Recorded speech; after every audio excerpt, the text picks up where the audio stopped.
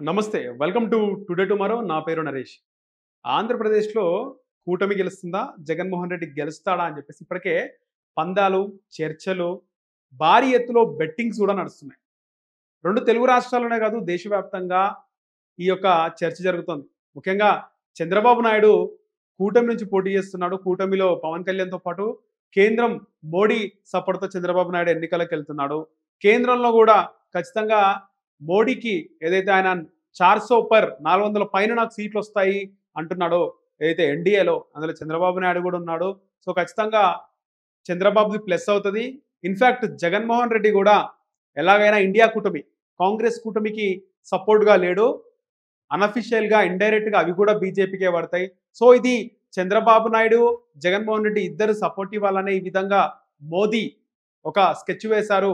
ఒకవేళ జగన్మోహన్ రెడ్డితో పొత్తు వెళ్ళినా, వెళ్ళకపోయినా చంద్రబాబు నాయుడిని కలపకపోతే, ఆయన కూటమిలో కలుపుకోకపోతే, ఆంధ్రప్రదేశ్‌లో పొత్తులో పోటీ చేయకపోతే, చంద్రబాబు నాయుడు చివరి నిమిషంలో కాంగ్రెస్‌కి సపోర్ట్ చేస్తే ప్రమాదం వచ్చే అవకాశం ఉంటది. ఎందుకంటే సీట్‌లో ఒకవేళ ఆంధ్రప్రదేశ్‌లో తెలుగుదేశం, జనసేన కూటమికి ఎక్కువగా ఎంపీ సీట్లొస్తే కేంద్రంలో అవి చక్రం తిప్పే అవకాశం ఉంటది అని చెప్పేసి మోదీ ఆలోచించినట్టు.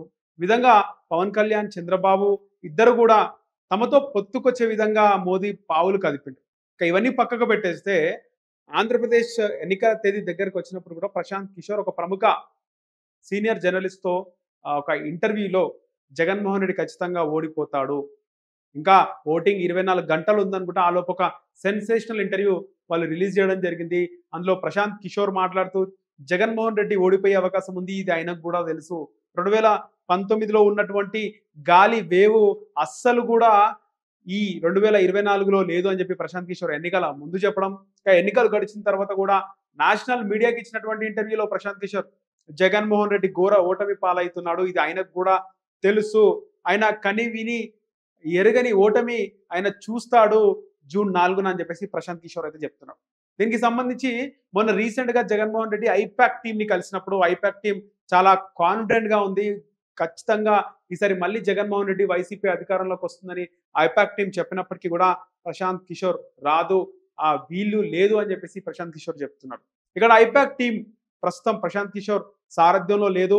ఆయన ఎవరికీ కూడా స్ట్రాటజీ ఎన్నికల వ్యూహకర్తగా లేడు. దాదాపు 2 సంవత్సరాలుగా ఆయన ప్రొఫెషన్‌కి దూరంగా ఉన్నాడు. పొలిటికల్ ఎంట్రీ ఇచ్చినాడు కాబట్టి ఆయన ఈ ప్రొఫెషన్‌కి దూరంగా ఉన్నాడు. ఐపాక్ టీమ్ కూడా ఆయన ఆధ్వర్యంలో లేదు.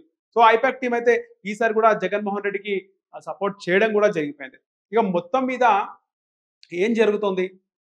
జగన్మోహన్ రెడ్డి గెలుస్తున్నాడా? ఓడిపోతున్నాడా? ఎన్ని బెట్టింగ్‌లు, ఎన్ని చర్చలు నడిపినా గూడా అటు వైసీపీ నాయకుల్లో గుబులు ఉంది. ఇటు టీడీపీ నాయకుల్లో గూడా, కూటమి నాయకుల్లో గూడా ఒక గుబులు ఉంది.